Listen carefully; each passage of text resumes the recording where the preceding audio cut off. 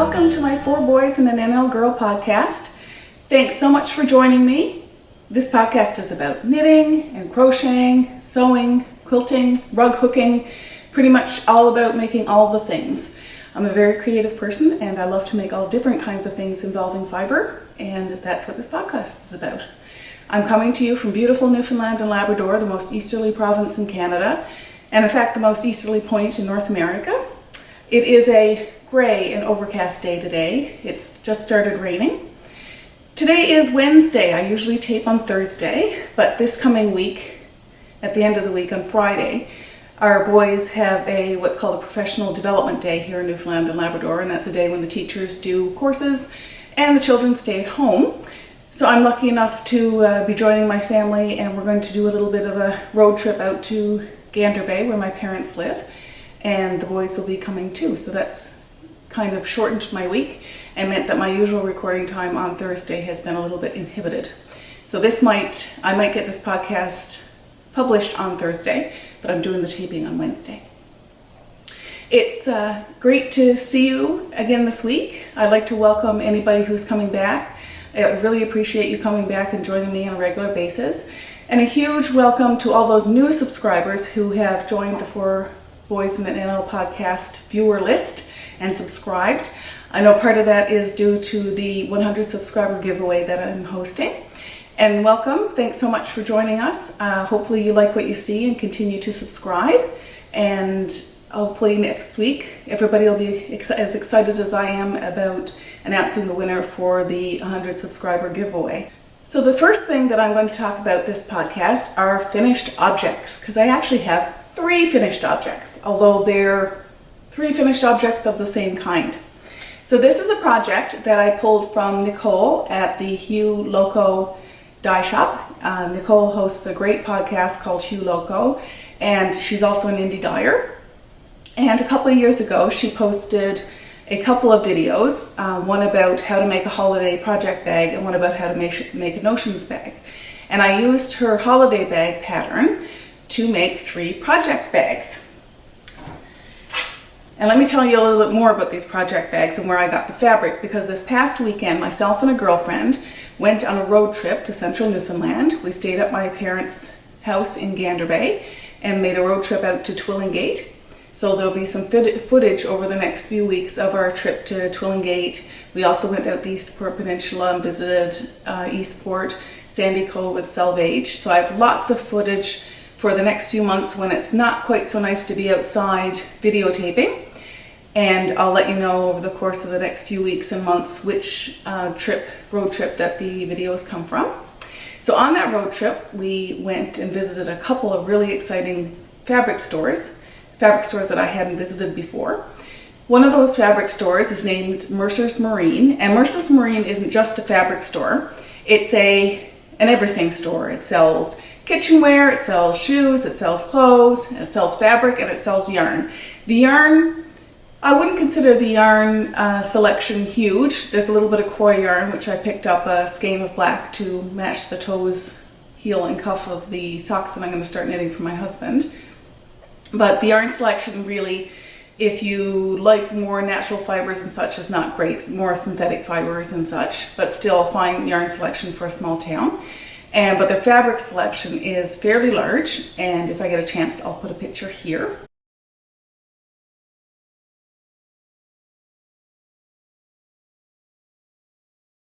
Showing you the fabric selection. So I pulled up 4 fat quarters and a whole bunch of fabric to start a quilt for one of my sons. My husband is quite keen for me to make 3 separate quilts for each of our boys, which I plan on doing over the next few months. Once I've picked out a pattern, which I'll show you next week, because I will show you some of the fabric that I picked up as well next week, some of the other fabric. And one son has picked out the pattern that he wants. The eldest son has picked out a pattern that he wants, which is quite a complicated one, so I won't be starting that one until the new year. And youngest hasn't decided what he wants yet, so I'm starting on middleist quilt, which is probably a nice change, because usually in the family it's either the first or the last child that gets everything first and not the middle child, so this time middleist is going to get his what he wants first. So anyway, back to MERCERS Marine. I picked up, along with some fabric that I picked up for Middleist's quilt, I also picked up some fat quarters to make project bags. And so here are the project bags. I'm just gonna get a little bit closer so I can show them to you. They're all Christmas project bags. So here's Snowman. And then they're all lined. This one has a cute snowman fabric inside.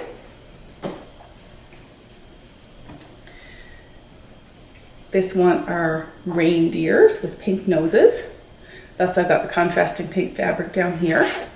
And it's just a plain hot pink fabric inside.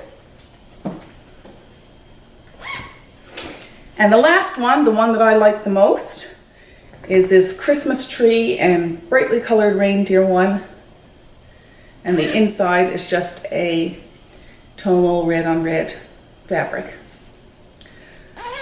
So I really appreciate Nicole putting up that tutorial. I'm a fairly accomplished sewer, but I love watching how tips and tricks from other people and how they sew and how Nicole made her bags. These are probably a bit small. I think next time I make her pattern or make a bag pattern, I'm going to tweak the pattern a bit and make it probably this much bigger, because I find that a lot of my, even for a couple skeins of yarn, this one is definitely only for one skein of yarn. So what I've decided is that this one I'm going to keep for me. These two are going to be going in the mail. So one of these is going to go with the 100 subscriber giveaway. So it's something else to add to the 100 subscriber giveaway. And the other one is I've joined FiberShare this year, which is a group of people that get together and are matched by FiberShare and collect a variety of treats and yarn and presents for a partner and exchange gifts. So that's what I'm going to be doing. I think the deadline to send things out is the 26th of November, and it is the 19th of October, so there's still some time because they only just started matching partners. So when I get my partner, then one of these bags will be going out to the partner. So what I'd like you to do is keep an eye on the reindeer with the pink nose or the snowman, because whoever the winner is of the 100 subscriber giveaway, I want them to choose which project bag they want to go with the rest of the treats that go in their prizes. So I hope you like them. They're not absolutely perfect, but they're not too bad, considering that I whipped these up last night because I wanted a finished object for the podcast. See, the podcast is really keeping me on task to make sure I get things finished. The next thing that I'm going to talk about in the podcast are works in progress. I mentioned that I was on a road trip with a girlfriend. She was great and did most of the driving, so I got as much knitting and cross-stitching done as possible. I can't actually show you the cross-stitch that I worked on.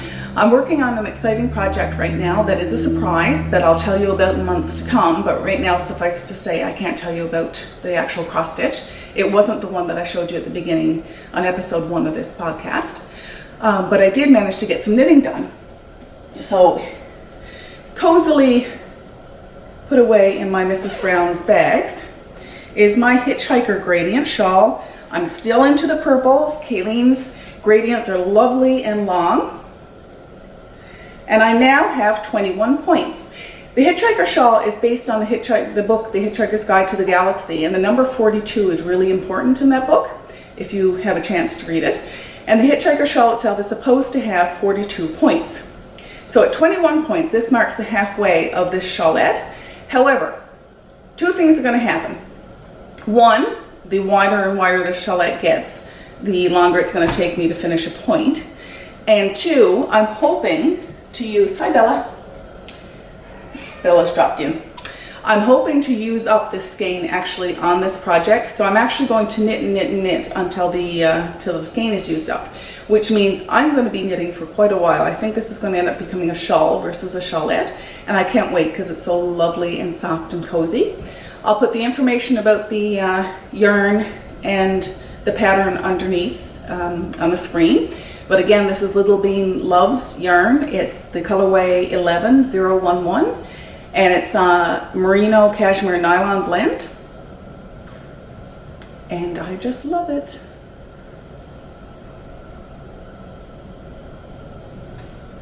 Okay. one work in progress.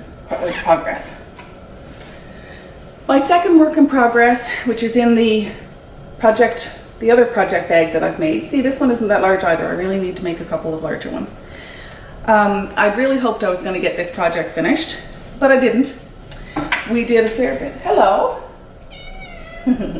I'm being batted from the back to give some attention to a cat because she gets no attention in this house, as you can imagine.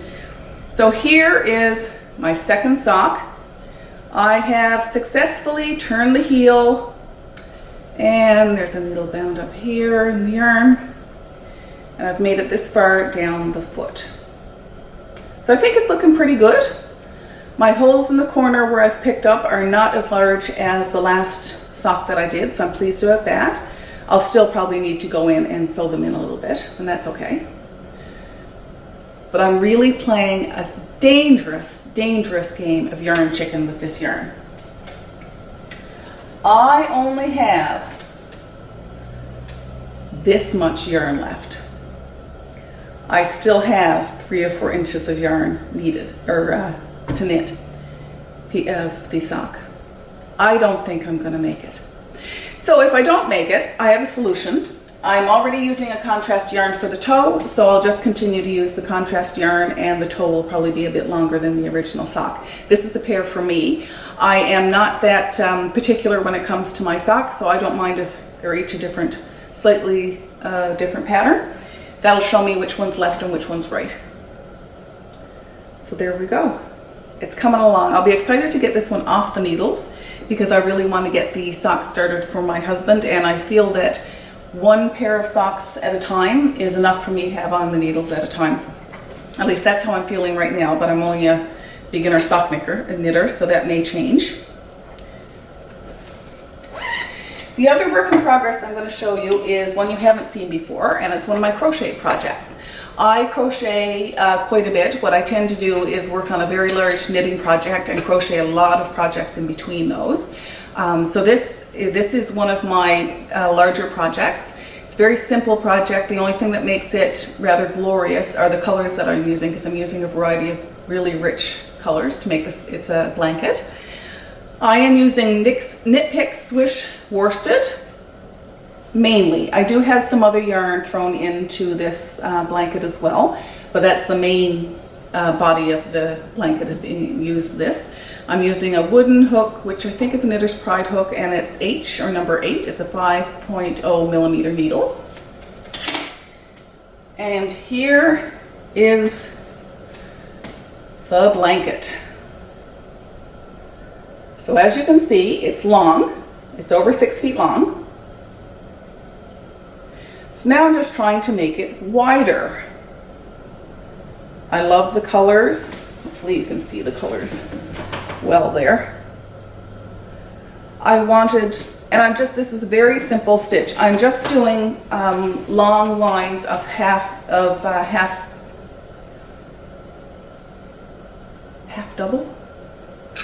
half. I'm just doing rows of half double crochet. My mind is totally blanking on me. I can't remember if it's called half double crochet. I'll look that up and put it on the screen. Anyway, the type of crochet stitch that I'm doing, which is not a single, it is not a double crochet, and it's not a triple crochet, it's the one in between. So it's a half double maybe, or anyway, whatever it's called. That's all I'm doing on this blanket. I wanted, so just back and forth, really, really simple. A beginner could easily do this. I wanted to have a blanket that wasn't very see-through without a whole lot of holes, and I've got a crochet blanket made by my grandmother that I absolutely love. It's a granny square, and I do find that one where the holes are fairly big, I find you've got to double it over to get a really warm blanket. So for this blanket, most of it is made in wool.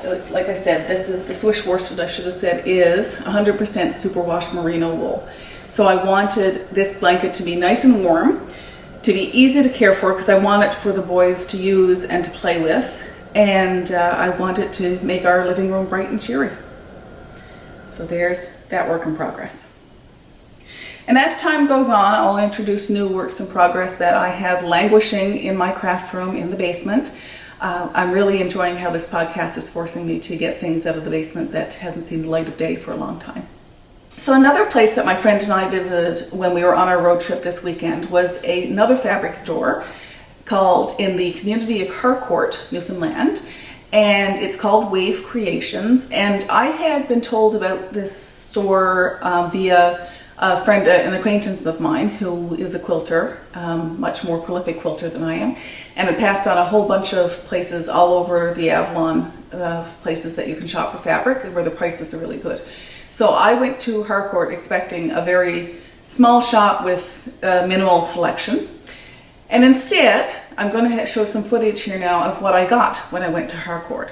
A beautiful, I wouldn't say maybe small in stature, but certainly long and large in selection, and each room went into another room where there were more things and more things. And I had some specific things I was looking for the quilt for Middleist, and the staff there were excellent.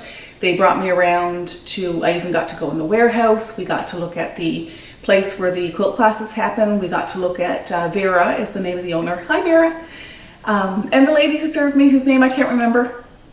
Vera and her staff were absolutely lovely, and we got to see Vera's long arm quilting machine and the upper level of another building that was tucked away in the property. So it was an absolutely wonderful experience. I got all the fabric that I needed to finish my quilt, and in fact I have enough fabric now to do 2 quilts in the same pattern if youngest decides that he wants a quilt like his brothers.